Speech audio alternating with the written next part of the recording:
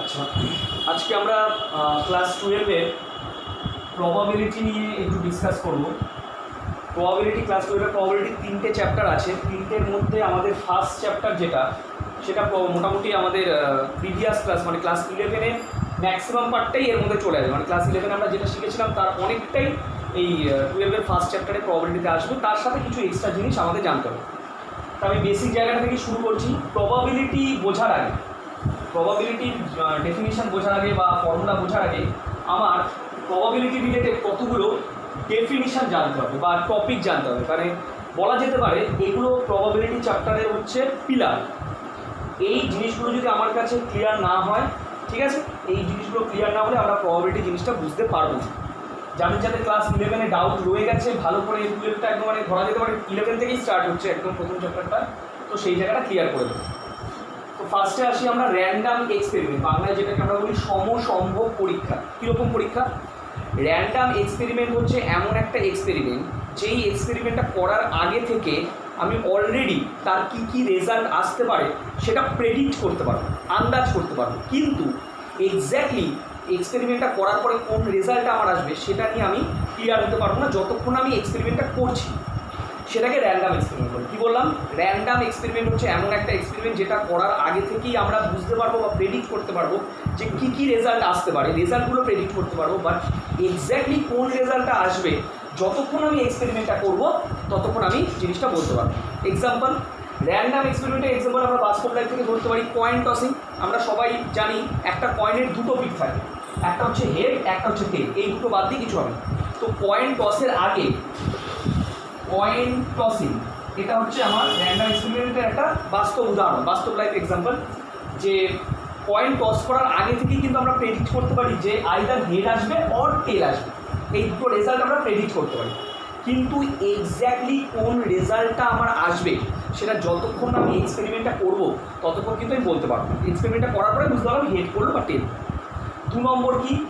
2 নম্বর হচ্ছে, আচ্ছা আরেকটা কথা বলে দিই, ইংরেজিতে নামটা বেশি ইজি, মানে কয়েন টসিং। বাংলায় দেখবে লেখা থাকে ঝোঁক শূন্য মুদ্রা, মানে পাতি কথায় আমরা যে কয়েনগুলো ইউজ করি, ঠিক আছে। নেক্সট এক্সাম্পল কী হতে পারে? ডাইস থ্রোয়িং, মানে লুডোর ছক্কা। ডাইস থ্রোয়িং বা লুডোর ছক্কা, এটাতে আমার সুবিধাটা কি? মানে এটা কীভাবে আমার বাস্তব লাইফ উদাহরণ হচ্ছে র্যান্ডাম এক্সপেরিমেন্টের, যে এখানে আমি লুডোর ছক্কা চালার আগে অলরেডি তার কী কী রেজাল্ট আসতে পারে সেটা প্রেডিক্ট করতে পারবো। যেমন 1 2 3 4 5 6। কিন্তু যতক্ষণ আমি ছক্কাটা ছেড়ে দিচ্ছি ততক্ষণ আমি এক্স্যাক্টলি কোন রেজাল্ট আসবে সেটা বলতে পারবো না। চাললাম, চালার পরে দেখলাম 5 পড়লো, তাহলে পেলাম। চাললাম, চালার পরে দেখলাম 3 পড়লো, পেলাম। এরকম ব্যাপার। এরকম আরও আছে কার্ড খেলা, মানে তাস খেলা, যেটা তাসের 52টা কার্ড থাকে। 52টার মধ্যে আমি মানে থ্রো করার আগেই জানি যে কী কী আসতে পারে, কিন্তু এক্স্যাক্টলি কোনটা আসবে সেটা প্রেডিক্ট করতে পারবো। তো এই হলো আমার random experiment. Clear? Next, random এক্সপেরিমেন্টের পরে আসছে আমার ইভেন্ট। ইভেন্ট মানে কি? বাংলায় বলা হয় ঘটনা। বলা হচ্ছে একটা র্যান্ডাম এক্সপেরিমেন্ট করার পর, মানে র্যান্ডাম এক্সপেরিমেন্ট করার আগে থেকেই যতগুলো রেজাল্ট আমি প্রেডিক্ট করতে পারবো সেই সবকটা রেজাল্টকে এক একটা ইভেন্ট বলা হয়। একটা র্যান্ডাম এক্সপেরিমেন্টের আমি যতগুলো রেজাল্ট প্রেডিক্ট করতে পারি, প্রেডিক্টটা মানে আগেই আমি যতগুলো রেজাল্ট প্রেডিক্ট করতে পারি, প্রত্যেকটা এক একটা ইভেন্ট। যেমন এর মধ্যেই আমরা দেখতে পাচ্ছি যদি আমি একটা কয়েন টস করি, তাহলে একটা কয়েন টস করলে আমার হেড একটা ইভেন্ট হবে, টেল একটা ইভেন্ট। যদি আমি দুটো কয়েন টস করি সাইমালটেনিয়াসলি, একই সাথে আমি যদি দুটো কয়েন টস করি, তাহলে কী কী হতে পারে? প্রথম কয়েনে হেড পড়লো, দ্বিতীয় কয়েনেও হেড পড়লো, এটা একটা ইভেন্ট। প্রথম কয়েনে হেড পড়লো, দ্বিতীয় কয়েনে টেল পড়লো, এটা একটা ইভেন্ট। প্রথম কয়েনে টেল পড়লো, দ্বিতীয় কয়েনে হেড পড়লো, এটা একটা ইভেন্ট। প্রথম কয়েনে টেল পড়লো, দ্বিতীয়টা তো টেল পড়লো, এটা একটা ইভেন্ট। এই চারটে বাদ দিয়ে কিন্তু আর কিছু ইভেন্ট আসবে না যদি আমি একই সাথে দুটো কয়েনকে টস করি। তো এরা ইন্ডিভিজুয়ালি এক একটা ইভেন্ট বা ঘটনা বোঝাচ্ছে। হলো। নেক্সট আসছে আমার স্যাম্পল স্পেস বা ইভেন্ট স্পেস। এই জিনিসটা কি? একটা র্যান্ডাম এক্সপেরিমেন্ট করার সময় তুমি যতগুলো ইভেন্ট পেতে পারো সেই সবকটাকে যদি আমরা সেটের আকারে লিখি সেটাকেই স্যাম্পল স্পেস বা ইভেন্ট স্পেস বলে। ভালো করে বুঝবে জিনিসটা। এগুলোই আমার কিন্তু প্রবাবিলিটির পিলার। যখন আমরা বড় বড় ম্যাথ করবো তখন এই বড় হোক ছোটো হোক আমার এই জিনিসগুলো ক্লিয়ার না হলে অসুবিধা হয়। তো কী বললাম? একটা র্যান্ডাম এক্সপেরিমেন্ট করার আগে থেকে যতগুলো রেজাল্ট আমি প্রেডিক্ট করতে পারি, এক একটা রেজাল্ট এক একটা ইভেন্ট। এবং যতগুলো রেজাল্ট আসতে পারে সেই সবকটা রেজাল্টকে যদি আমরা একটা সেটের মধ্যে লিখি তাহলে সেইটাকে বলা হয় হচ্ছে গিয়ে স্যাম্পল স্পেস, সাধারণত এস দিয়ে ডিনোট করা। যেমন যদি আমি একটা কয়েন টস করি তাহলে আমি হেড বা টেল পাবো, তো হেড টেল পুরোটাকে একটা সেটের মধ্যে আমি স্যাম্পল স্পেস বলবো। একটা ছক্কা ছুড়লে মানে 1 থেকে 6 এর মধ্যে কিছু না কিছু পাবো, তো সেটাকে আমি এস দিয়ে ডিনোট করবো। দুটো কয়েন টস করলে এই 4টে এস দিয়ে ডিনোট করবো। This is the sample space. Okay, mutually exclusive event. Mutually exclusive event কি? মিউচুয়ালি এক্সক্লুসিভ ইভেন্ট হচ্ছে যদি আমরা মিউচুয়ালি এক্সক্লুসিভ ধারণাটা বলার আগে মানে বাংলা বলা হয় পরস্পর পৃথক, আমি একটু সেট থেকে ধারণাটা দেওয়ার চেষ্টা করি। সেট আমরা ক্লাস 11-এ সবাই শিখেছি। সেটে মিউচুয়ালি এক্সক্লুসিভ সেট বা ডিসজয়েন্ট সেট কী ছিল, যে যদি এ আর বি দুটো এমন সেট হয় যাদের মধ্যে কোনো ইন্টারসেকশন থাকবে না, তাদেরই তো ডিসজয়েন্ট বলা হতো, যেটাকে আমরা ফাই বলতাম। যে যদি এ আর বি এর মধ্যে কোনো ইন্টারসেকশন বা কোনো কমন কিছু না থাকে তাহলে এই দুটো সেটের ইন্টারসেকশনটাকে ফাই বলা হয়, নাল সেট, ডিসজয়েন্ট সেট। তো এইখান থেকেই আমরা মিউচুয়ালি এক্সক্লুসিভ ইভেন্টের ধারণা পেতে পারি। যদি কোনো একটা র্যান্ডাম এক্সপেরিমেন্ট করার পর আমি অনেকগুলো ইভেন্ট পেতে পারি, তার মধ্যে যদি এমন দুটো ইভেন্ট হয় যারা কখনোই পরস্পর একই সাথে ঘটতে পারবে না, একটা র্যান্ডাম এক্সপেরিমেন্ট করার পর আমি অনেক ইভেন্ট পেতে পারি, তার মধ্যে যদি দুটো ইভেন্ট আমি এরকম পাই যে তারা কখনোই একই সাথে ঘটবে না, তাহলে তাদেরকে বলা হয় পরস্পর পৃথক ঘটনা বা মিউচুয়ালি এক্সক্লুসিভ ইভেন্ট। তাদের ইন্টারসেকশনটা ফাই এবং এদের প্রবাবিলিটি 0 ধরা হয়। কেন 0? যখন প্রবাবিলিটি ডেফিনিশন দিয়ে আসবো নিজেরাই বুঝে যাবে কেন মিউচুয়ালি এক্সক্লুসিভ হলে প্রবাবিলিটি 0 হয়। আপাতত আমি এখানেই বলে দিচ্ছি যে যদি দুটো ইভেন্ট মিউচুয়ালি এক্সক্লুসিভ হয় তো তার প্রবাবিলিটি 0। এবার একটা বাস্তব এক্সাম্পল দেওয়া আছে যে কীরকম হলে দুটো ইভেন্ট আমার মিউচুয়ালি এক্সক্লুসিভ হবে। সাপোজ আমি একটা র্যান্ডাম এক্সপেরিমেন্ট করলাম, ডাইস থ্রো করলাম, একটা ছক্কা ছুড়লাম, তাহলে আমার কী কী হতে পারে? আমার ইভেন্ট আসতে পারে 1, 2, 3, 4, 5, 6। এবার এ দিয়ে আমি ডিনোট করলাম জোড় সংখ্যা পড়ার ঘটনা। এ দিয়ে আমি ডিনোট করছি জোড় সংখ্যা পড়ার ঘটনা, মানে ইভেন্ট নাম্বার। তাহলে এর আন্ডারে আমার নমুনা বিন্দু কী আসতে পারে? যে নমুনা বিন্দুকে আমরা ওই নমুনা বিন্দু বলতে ঘটনা বলতে, এইবারে এই স্যাম্পল স্পেসটা বলতে চাইছি। কী হতে পারে? জোড় সংখ্যা মানে কে 2, 4, 6 এ সেটের আন্ডারে আসতে পারে। আর বি ধরলাম আমি, পুরোটা লিখছি না, বিজোড় পড়ার ঘটনা মানে অড নাম্বার। তাহলে বি এর আন্ডারে কে আসতে পারে? নমুনা বিন্দু বা ঘটনা যাই বলি না কেন, 1, 3, 5। এবার আমি একবার ছক্কাটা ছুটছি মানে র্যান্ডাম এক্সপেরিমেন্টটা করলাম। তাহলে এরকম কি কখনো পসিবল যে একই দানে আমার জোড় আর বিজোড় একই সাথে পড়বে? কোনোদিনই পসিবল হবে না, ঠিক আছে? তার মানে জোড় এবং বিজোড় একই দানে একসাথে পড়বে, এটা কিন্তু পসিবল হবে না। তো সেই জন্য এই এ আর বিকে আমরা এক্ষেত্রে মিউচুয়ালি এক্সক্লুসিভ বলতে পারি। বাট যদি এরকম বলতাম যে এটা জোড় সংখ্যা পড়ার ঘটনা আর বিটা বললাম 3-এর গুণিতক হওয়ার ঘটনা, সাপোজ একটা বলছি 3-এর গুণিতক হওয়ার ঘটনা, এ হচ্ছে জোড় সংখ্যা পড়ার ঘটনা মানে 2, 4, 6 আসবে এর মধ্যে, আর বি বললাম 3-এর গুণিতক। তা 3-এর গুণিতক মানে এর মধ্যে কে আসবে? 3 আর 6। এবার দেখ এ আর বি এর মধ্যে কিন্তু আমার ইন্টারসেকশনটা থাকছে, কমনটা থাকছে। তার মানে এক্ষেত্রে এ আর বিটা মিউচুয়ালি এক্সক্লুসিভ নয়, কারণ এ আর বি একই সাথে ঘটতে পারে, ওদের মধ্যে কমন ইন্টারসেকশন থাকছে। কিন্তু আগের যে উদাহরণটা দিলাম আমি, যেখানে বিটাকে আমি অড নাম্বার পড়ার ইভেন্ট বলেছিলাম, সেখানে কিন্তু আমার এ আর বি কোনোদিনই একই সাথে ঘটতে পারবে না। So those events are mutually exclusive. Clear?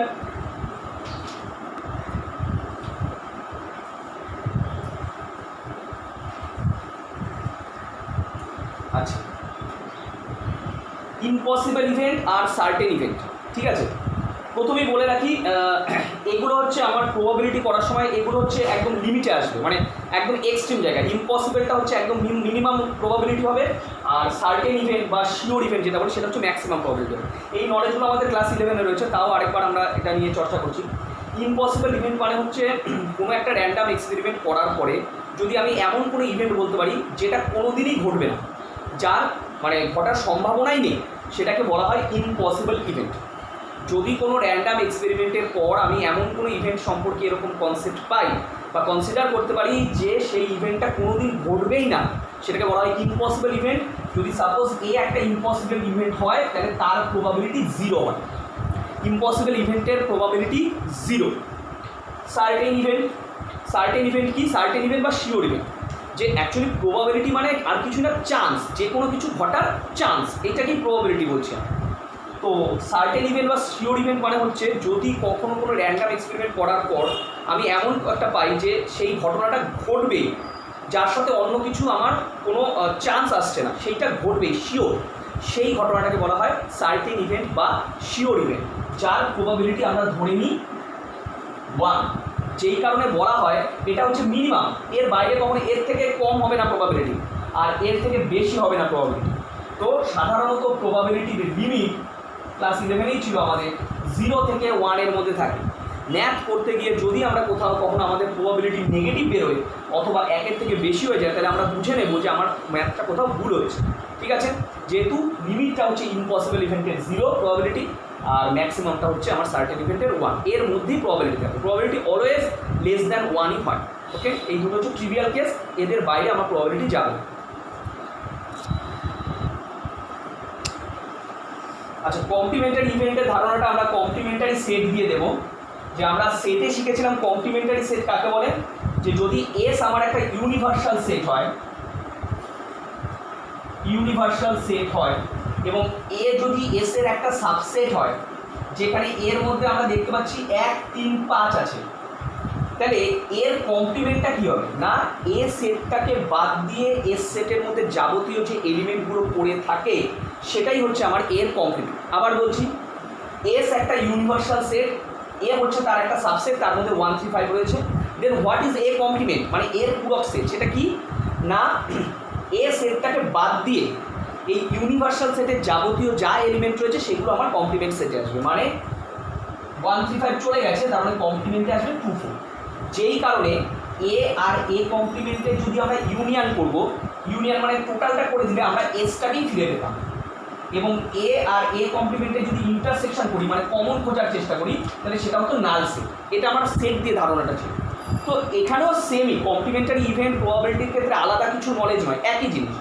বলছে যে একটা র্যান্ডাম এক্সপেরিমেন্ট করার পরে যে স্যাম্পেল স্পেসটা পাবো আমি, যেটা আমি মানে যতগুলো ইভেন্ট হবে সেটা নিয়ে যে ইভেন্টগুলো গঠন করে যে স্যাম্পেল স্পেসটা পাবো, সেই স্যাম্পেল স্পেসের মধ্যে সাপোজ একটা এক্সাম্পল দিয়ে বলি, ব্যাপারটা বুঝতে সুবিধা হবে। যে আমি একটা ছক্কা ছুড়লাম, ছক্কা ছোড়ার পরে আমার স্যাম্পেল স্পেসে কী কী আসতে পারে, 1, 2, 3, 4, 5, 6। এবার ধরলাম এ হচ্ছে এর মধ্যে জোড় সংখ্যা পড়ার ঘটনা, এটাকে দিয়ে ডিনোট করলাম এ সেটটা। এটা কিন্তু আমি ইভেন্টে বলছি। তো একটা ডাইস থ্রো করা হয়েছে, ডাইস থ্রো করলে 1, 2, 3, 4, 5, 6 এগুলো এক একটা ইভেন্ট, এবং এই পুরোটাকে নিয়ে একটা স্যাম্পেল স্পেস আমি এস লিখেছি। এবার এই এসের আন্ডারে, এই স্যাম্পেল স্পেসের আন্ডারে আমার একটা ইভেন্ট ডিক্লেয়ার করা আছে, সেটা কি না জোড় সংখ্যা পড়ার ঘটনা। জোড় সংখ্যা পড়ার ঘটনা, তাহলে এর আন্ডারে নমুনা বিন্দুটা কী হওয়া উচিত, এনের মধ্যে কী কী আসবে, এনের মধ্যে আসবে হচ্ছে আমার 2, 4, 6। 2, 4, 6 মানে হচ্ছে টোটাল নমুনা বিন্দু হচ্ছে 3টে। ঠিক আছে, একটু গন্ডগোল হয়েছিল। এনে মানে কিন্তু সেটের মধ্যে আমার কতগুলো নমুনা বিন্দু থাকছে সেই নাম্বারটা, সেটটা আলাদা জিনিস, আর এনে মানে হচ্ছে সেই সেটের মধ্যে কতগুলো নমুনা বিন্দু হচ্ছে সেই নাম্বারটা, তো সেটা হচ্ছে 3। যাই হোক, এইবার কথা হচ্ছে তাহলে এর কমপ্লিমেন্ট মানে কি বোঝাবে, এর কি ছিল জোড় সংখ্যা পড়ার ঘটনা, তাহলে এর কমপ্লিমেন্ট কি হওয়া উচিত, 2, 4, 6টাকে বাদ দিয়ে এই সেটের মধ্যে যা পড়ে রয়েছে, তার মানে 2, 4, 6টাকে বাদ দিলে এই সেটের মধ্যে কে পড়ে রয়েছে, 1, 3, 5, মানে অ্যাকচুয়ালি হচ্ছে বিজোড় সংখ্যা পড়ার ঘটনা, এটাই হচ্ছে এ কমপ্লিমেন্ট। এবং এ কমপ্লিমেন্টের মধ্যেও আমার কিন্তু 3টে ইভেন্টই আসছে, দেখতে পাচ্ছি এখানে। ওকে, যেই কারণে আমাদের ম্যাক্সিমাম প্রবাবিলিটি তো 1, তো আমাদের PA মানে কোনো একটা ইভেন্টের প্রবাবিলিটি আর তার কমপ্লিমেন্টারি ইভেন্টের প্রবাবিলিটি অলওয়েজ 1 হয়। এটাও আমার ক্লাস 11এই ছিল, যেখান থেকে আমরা একটা ফর্মুলা পেতাম যে P of A complement equal to হচ্ছে 1 মাইনাস PA। কোনো একটা ইভেন্টের প্রবাবিলিটি 1 থেকে সাবস্ট্রাক্ট করলে আমরা তার কমপ্লিমেন্টারি ইভেন্টের প্রবাবিলিটি পাবো। ওকে, দুটোর প্রবাবিলিটি মিলে ম্যাক্সিমাম 1 হবে। কেন? কারণ একে অপরের পূরক, কমপ্লিমেন্টারি ইভেন্ট, তো সেই কারণে দুটোর প্রবাবিলিটি সামটা হচ্ছে 1। সেখান থেকে আমার একটার প্রবাবিলিটি দরকার হলে 1 মাইনাস করে আমরা আরেকটা পাবো। ঠিক আছে,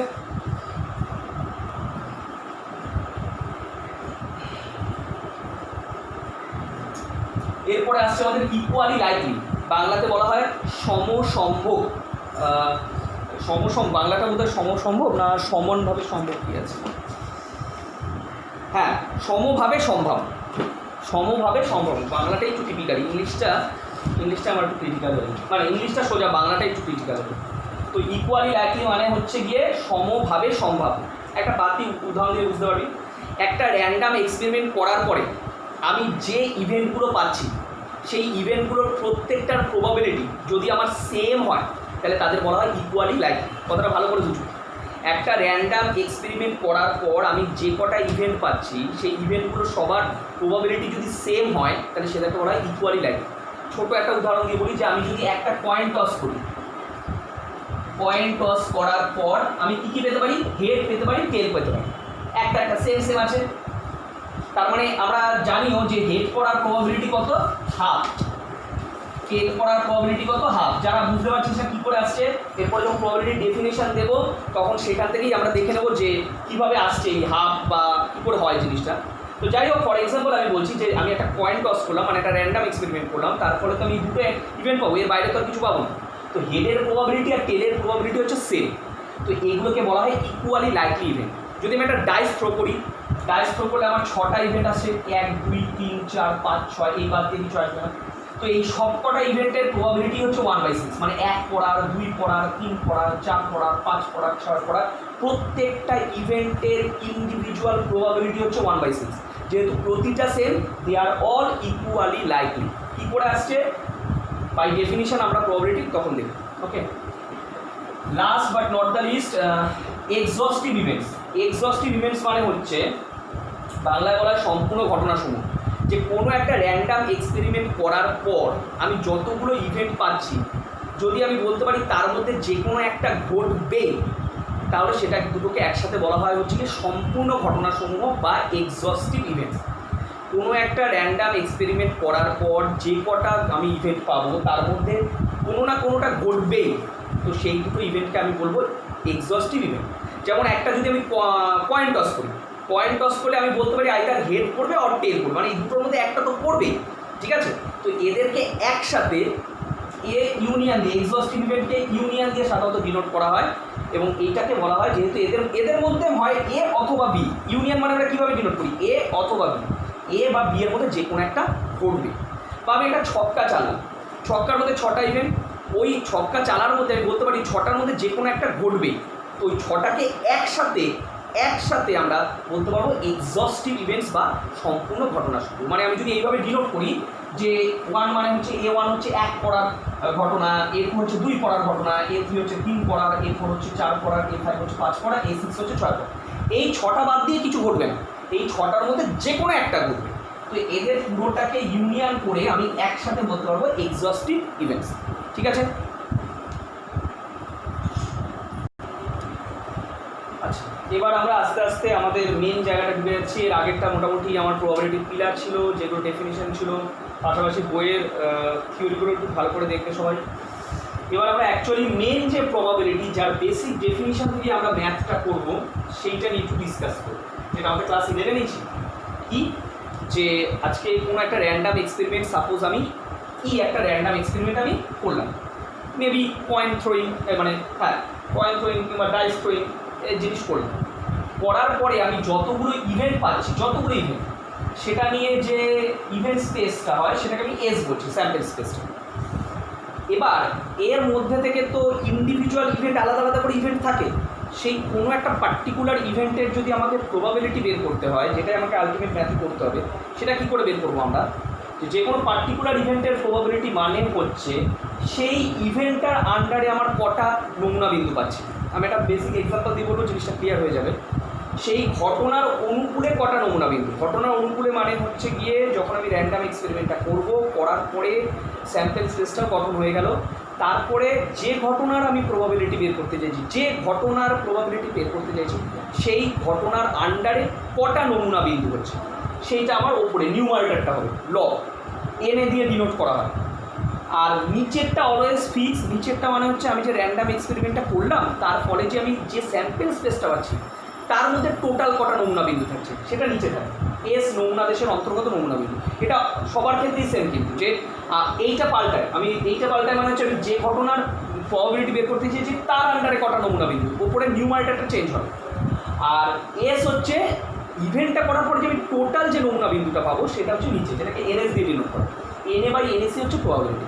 একটা পাতি এক্সাম্পল দিয়ে বলি আমি, যে আজকে আমি মনে কর দুটো কয়েন একসাথে থ্রো করেছি, দুটো কয়েন, এটাই আমার র্যান্ডাম এক্সপেরিমেন্ট। কোশ্চেন থাকবে এরকম, 2 coins আর থ্রোয়িং সাইমালটেনিয়াসলি। তা দুটো কয়েন থ্রো করলে স্যাম্পেল স্পেসটার মধ্যে কী কী আসতে পারে?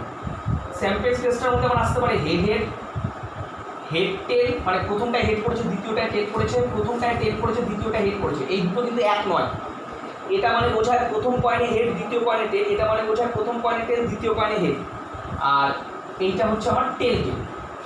ঠিক আছে, তার মানে স্যাম্পেল স্পেসের মধ্যে আমার টোটাল কটা ইভেন্ট আছে, এনএসটা হচ্ছে 4। এবার আমাকে যদি বলা হয় যে এখানে জায়গা আছে, এখানে লিখি এনএস ইকুয়াল টু হচ্ছে 4। তা আমাকে যদি বলা হয় যে একটি মাত্র হেড পড়ার সম্ভাবনা বের করো, একটি মাত্র হেড পড়ার সম্ভাবনা বের করো, তো আমরা করবো কীভাবে? প্রথমে এ ইকুয়াল টু লিখে নেবো এখানে কথায়, যে ধরি এ ইকুয়াল টু একটি মাত্র হেড পড়ার ঘটনা, নট সম্ভাবনা, ধরি এই ইকুয়াল টু একটি মাত্র হেড পড়ার ঘটনা। তাহলে সেখান ধর লেখার পরে এন এর আন্ডারে কী আসবে? কটা নমুনা বিন্দু আসবে? একটি মাত্র হেড কোথায় কোথায় আছে? এই ইভেন্টটাতে আছে, এই ইভেন্টটাতে আছে, এটাতে একটি মাত্র করে হেড, এটাতে দুটো হেড আর এটাতে কোনো হেডই নেই। তার মানে এ ঘটনার অনুকূলে নমুনা বিন্দু কটা হচ্ছে? দুটো, 1 আর 2। তো according to our definition probability of এটা কী হওয়া উচিত? 2/4, উপরে এনএ বাই এনএস করে আমরা পেয়ে যাবো হচ্ছে হাফ। ঠিক আছে, এইভাবে হচ্ছে আমাদের প্রবাবিলিটি বের করা। এটা আমি একটা বেসিক এক্সাম্পল দিয়ে বললাম। যে কোনো ম্যাথের ক্ষেত্রে আমাকে দুটো জিনিসই ফোকাসে রাখতে হবে যখনই আমি প্রবাবিলিটি ম্যাথ করবো, এটাই সব থেকে ইম্পর্টেন্ট, যে আমাকে দেখে নিতে হবে যে ঘটনাটা, যে র্যান্ডাম এক্সপেরিমেন্টটা ঘটলো তার আন্ডারে যে টোটাল স্যাম্পেল স্পেসটা হয়। সবসময় স্যাম্পেল স্পেস লিখতেও লাগে না, এটা ছোটো ছোটো অঙ্কের ক্ষেত্রে। বড় অঙ্কের ক্ষেত্রে তো আমরা এইভাবে স্যাম্পেল স্পেস লিখবো না। আমরা বড় অঙ্কের ক্ষেত্রে দেখবো ঘটনা, এই র্যান্ডাম এক্সপেরিমেন্টটা ঘটার ফলে actually total number of events কটা হচ্ছে, টোটাল নাম্বার অফ ইভেন্টস সেটা হচ্ছে এনএসে যাবে। আর যার প্রবাবিলিটি বের করতে বলেছে তার আন্ডারে কটা নমুনা বিন্দু আছে সেইটা, এই দুটো জিনিস জাস্ট ফোকাস করতে হবে, আর কিচ্ছু না। দেন ইয়ে হচ্ছে আমার 2/4। অবভিয়াসলি নিচেরটা অলওয়েজ বড় হবে, সেই কারণেই ভগ্নাংশের মানটা আমার 1-এর থেকে ছোট হয়, আর কিছু। ঠিক আছে, কোনো এরপরে আসছে আমার, এগুলো সবই আমরা ক্লাস 11-এ দেখেছি। এরপরে অনুকূলের সুযোগ, প্রতিকূলের সুযোগ তোমরা সবাই জানো ক্লাস 11-এ। অনুকূলের সুযোগ মানে অড ইন ফেভার, আর কোনো ঘটনার প্রতিকূলের সুযোগ মানে হচ্ছে অডস এগেনস্ট অ্যান ইভেন্ট। কোনো একটা র্যান্ডাম এক্সপেরিমেন্ট করার পরে আগে পিএ বের করে নেবো, প্রবাবিলিটিটা, মানে যে ঘটনার চাইছে, পিএ বাই পিএ কমপ্লিমেন্ট। এটা কী করে বের করবো? পিএটা পিএ যেমন এটা দেওয়া থাকবে কোশ্চেনে, আর এটা তোমাকে বের করে নিতে হবে। আর পিএ কমপ্লিমেন্ট মানে 1 - p। আগে একটা ফর্মুলা দেখলাম, এটা করে আমরা অনুকূলের সুযোগ পাবো, কোনো ঘটনার অনুকূলের সুযোগ। আর প্রতিকূলের সুযোগ মানে হচ্ছে অডস এগেনস্ট অ্যান ইভেন্ট। ঠিক আছে, মানে এই ঘটনাটা ঘটার চান্স কতটা, একই রকম, সব কিছু একই জিনিস প্রায়। আর প্রতিকূলের সুযোগ মানে হচ্ছে অডস এগেনস্ট অ্যান ইভেন্ট, এটা মানে ঠিক এর উল্টোটা, ফেভারের উল্টোটা। এটা পিএ বাই পিএ কমপ্লিমেন্ট, এটা পিএ কমপ্লিমেন্ট বাই পিএ, মানে ধরা যেতে পারে যে না ঘটার চান্স, এরকম ব্যাপার প্রতিকূলের সুযোগ। আচ্ছা, এরপরে আমাদের কিছু বেসিক ফর্মুলা আসছে যেটা ক্লাস 11-এও ছিল, আরেকবার রিকল করছি আমরা। একটা হচ্ছে P A equal to P of A intersection B by P of A intersection B complement. প্রথমে এটা দেখে আমি একটু ছোটো করে প্রুফটা দেখাচ্ছি। আমি একটু সেটের ভেন ডায়াগ্রাম দিয়ে প্রুফটা দেখানোর চেষ্টা করবো। সাধারণত পিএ মানে কী হওয়া উচিত? আমাদের বেসিক ডেফিনিশনের ফর্মুলা অনুযায়ী এনএ বাই এনএস, এটা নিয়ে কোনো ডাউট থাকা উচিত। ঠিক আছে, এনএ বাই এনএস, এস বলতে টোটাল স্যাম্পেল স্পেসে কতগুলো ইভেন্ট আছে তার নাম্বারটা, আর এই হচ্ছে সেই ঘটনার ফেভারিবল। এবার কথা হচ্ছে সাপোজ এ আর বি দুটো ঘটনা, এ আর বি দুটো ঘটনা, এর মধ্যে পার্টিকুলারলি এ মানে কোন পোর্শনটা, শুধু যদি আমরা এ বলি তাহলে এ মানে হচ্ছে কি আমার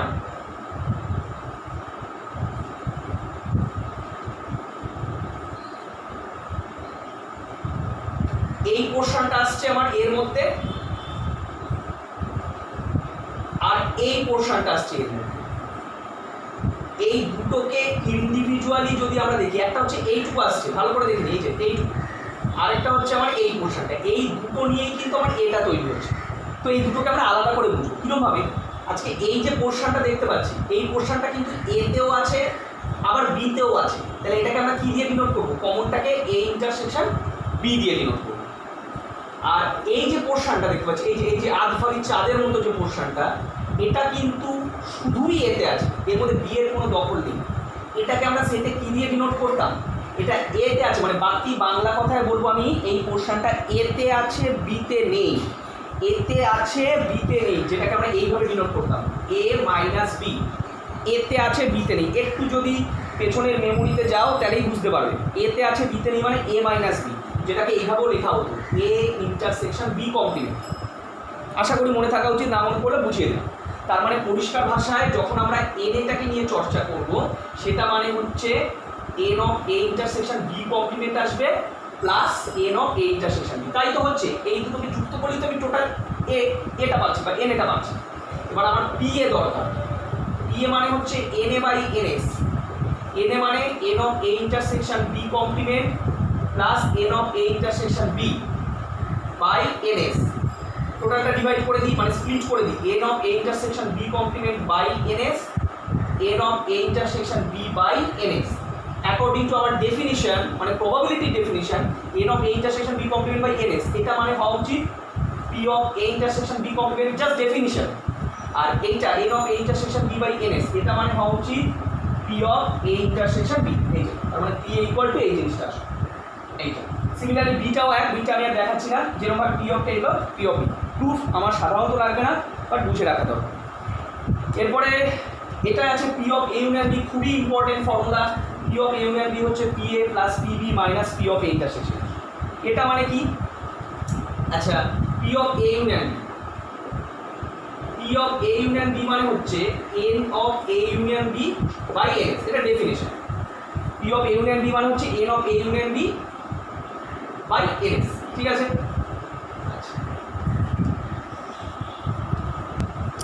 আচ্ছা, তো আমরা এবার এ ইউনিয়ন বিতে যাচ্ছি। তো ডেফিনিশন অনুযায়ী P of A union beta এটা হওয়া উচিত। তাহলে এই এ ইউনিয়ন বিকে আমি তিনটে ভাগে ভাগ করবো। একটা হচ্ছে প্রথমে এই পোর্শনটা যার মধ্যে শুধু এ আছে, বি নেই, A minus B, A intersection B common. মাঝখানের পোর্শনটা যেটা এ আর বি এর কমন, এ ইন্টারসেকশন বি। আর হচ্ছে এই দিকের পোর্শনটা মানে হচ্ছে যেটার মধ্যে বি আছে কিন্তু এ নেই, মানে বি ইন্টারসেকশন এ কমপ্লিট। তার মানে অ্যাকচুয়ালি যখন আমি দুটো সেট বা দুটো ইভেন্টের ইউনিয়ন করবো, ইউনিয়ন মানেই টোটাল, এটাই আমরা শিখেছি। ইন্টারসেকশন মানে কমন, ইউনিয়ন মানে টোটাল। তো ইউনিয়ন মানে হওয়া উচিত N of A intersection B complement plus N of A intersection B minus N of B intersection A complement.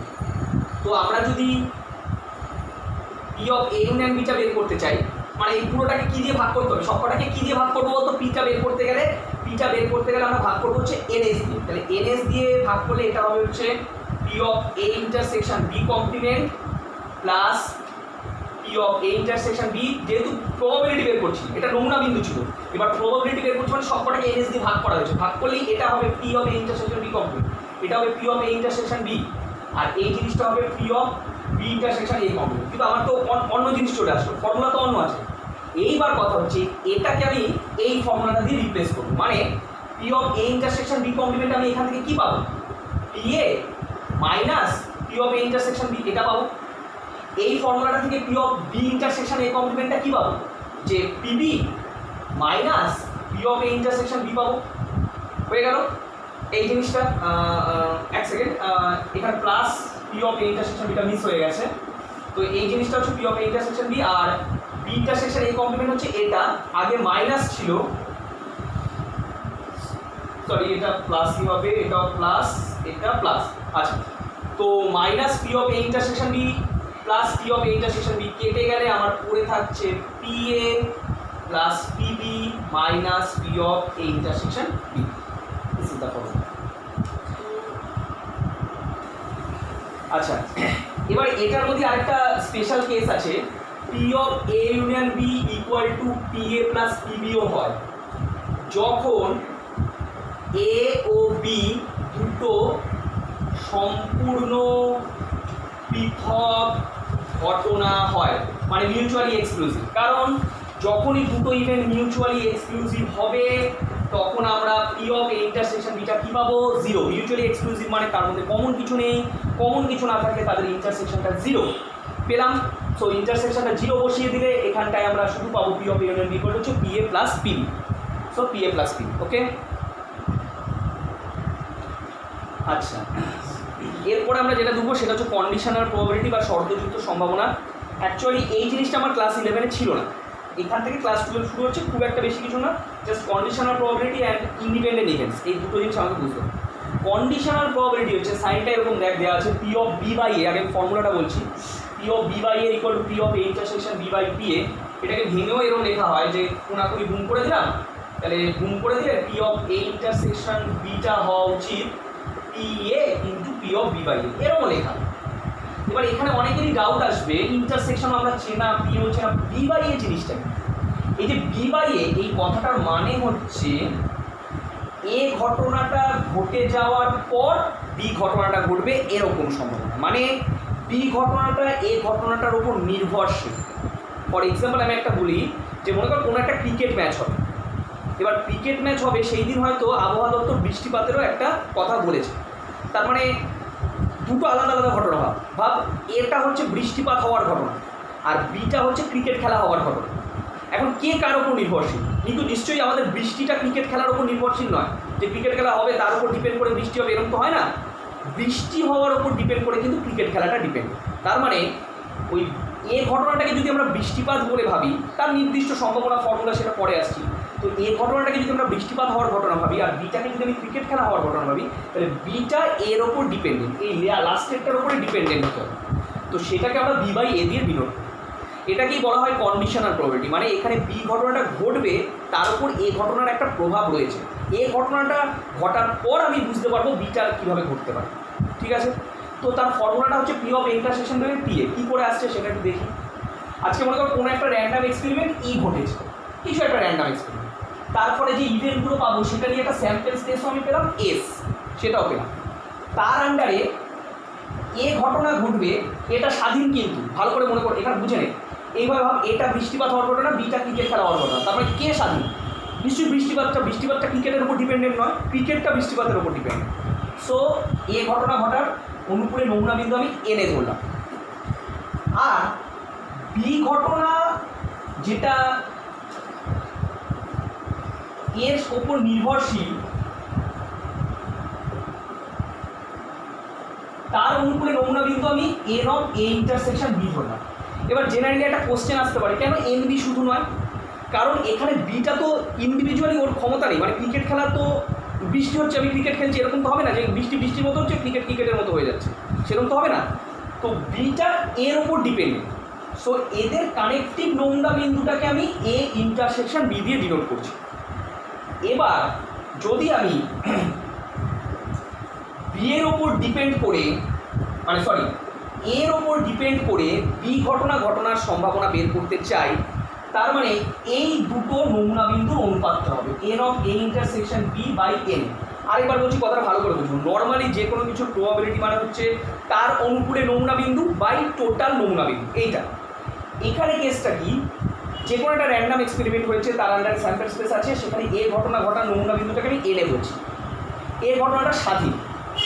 এবার বি ঘটনা এর ওপর নির্ভরশীল, তো তার মানে বি এর ওপর কানেক্টেড করে জিনিসটা ঘটবে, তো তার অনুকূলে নমুনা বিন্দুটাকে আমি এন অফ এ ইন্টারসেকশন বলি, বি বলছি। তা আমি যখন পি অফ বি বাই এটা বের করবো, সেই পি অফ বি বাই এটা হবে এই দুটো নমুনা বিন্দুর অনুপাত N of A intersection B by N A. কিন্তু আমার প্রবাবিলিটি ডেফিনিশন অনুযায়ী যে কোনো কিছুর প্রবাবিলিটি আমি তখনই বের করতে পারবো যদি সেই নমুনা বিন্দুটাকে টোটাল এনএস দিয়ে ডিভাইড করি, ডেফিনিশন তাই বলছে। তো এখানে কি করছি আমরা, ওপর এবং নিচ মানে লব এবং হর দুটো জিনিসকেই আমরা এনএস দিয়ে ভাগ করে দিচ্ছি, এটাকেও এনএস দিয়ে ভাগ করছি, এটাকেও আমরা এনএস দিয়ে ভাগ করছি। যখন আমি এটাকে এনএস দিয়ে ভাগ করছি, সঙ্গে সঙ্গে বাই ডেফিনিশন এটার ফর্মুলাটা কি দাঁড়াবে, P of A intersection B, total A intersection B নমুনা বিন্দু বাই টোটাল, তাহলে P of A intersection B. আর এটা এন এ বাই এনএস, মানে এটা কি হওয়া উচিত, পি এ। তো এখান থেকে আসছে P of B by A equal to P of A intersection B by P A. তাহলে কোনাকুনি গুণ করে দিলে P of A intersection B হচ্ছে P of A into P of B. তো ভালো করে মাথায় নেবে, যদি উল্টোটা হতো এ বাই বি, তার মানে বি ঘটবে তার উপর ডিপেন্ড করে এ ঘটবে, এইভাবে। এইবার এখান থেকে আমাকে বুঝতে হবে কন্ডিশনাল প্রবাবিলিটি থেকে কখন দুটো ইভেন্টকে আমি স্বাধীন বলতে পারবো বা ইন্ডিপেন্ডেন্ট বলতে পারবো। আগে ফর্মুলাটা নিই, যদি দুটো ইভেন্ট ইন্ডিপেন্ডেন্ট হয় মানে স্বাধীন হয়, তাহলে পরে তার ইন্টারসেকশনের প্রবাবিলিটিটা হচ্ছে পি এ ইন্টু পিবি। যদি দুটো ঘটনা স্বাধীন হয় তাহলে তাদের ইন্টারসেকশনের প্রবাবিলিটি হচ্ছে পি এ ইন্টু পিবি। কী করে আসছে আজকে, এদিকে দেখ, এই যে প্রথম যে ফর্মুলাটা আমি পেলাম, আমি এখানে দেখাচ্ছি জিনিসটা, পি অফ এ ইন্টারসেকশন বিটা ইকুয়াল টু হচ্ছে P A into P of B by. খেয়াল রাখুন, এটা এসছে এখান থেকে, এবং বি বাই এ মানে হচ্ছে এ ঘটনা ঘটার ওপর বি ঘটনাটা ঘটবে।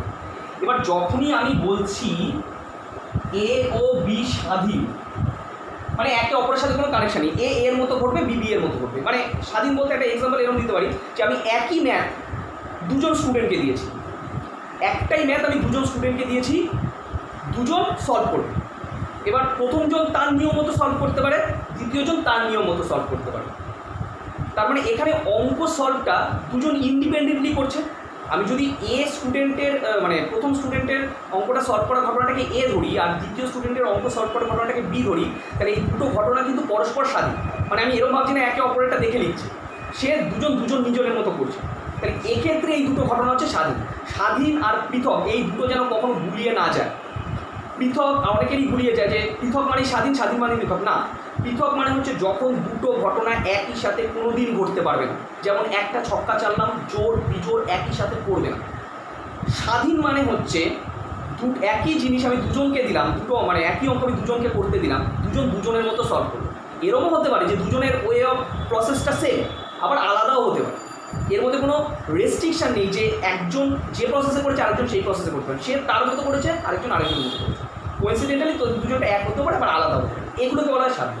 তো যাই হোক, তো যদি আমি বলি এ আর বি স্বাধীন, তাহলে এই প্রবাবিলিটিটা অ্যাকচুয়ালি কী দাঁড়ায়? পি অফ বি বাই এটা দাঁড়ায় পি বি। এবার কোশ্চেন আসবে কেন? কারণ বি বাই এ মানে লিটারালি কী বোঝায়? লিটারালি বোঝায় যে এই ঘটনাটা ঘটে যাওয়া ওপর বিটা নির্ভরশীল। কিন্তু আমি তো বলে দিচ্ছি আর বি স্বাধীন, তার মানে বি বি এর মতো ঘটবে, এ এর মতো ঘটবে। এ ঘটেছে, তার সাথে বি ঘটার কোনো কানেকশান নেই, সেই কারণে পি অফ বি বাই এটাকে পি বি লেখা হচ্ছে, যেহেতু এই দুটো স্বাধীন। আদারওয়াইজ কিন্তু হতো না এটা।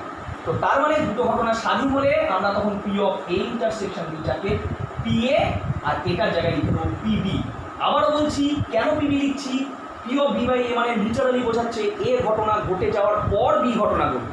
কিন্তু যদি দুজনে স্বাধীন হয় তাহলে এই ঘটনাটা ঘটে যাওয়ার উপর বি ঘটবে কি ঘটবে না তার কোনো কানেকশন নেই, বি বি এর মতো ঘটবে। তাই এটা মানে পি বি। তো তার জায়গায় এটা বসিয়ে দিলে দুটো মাল্টিপ্লিকেশন।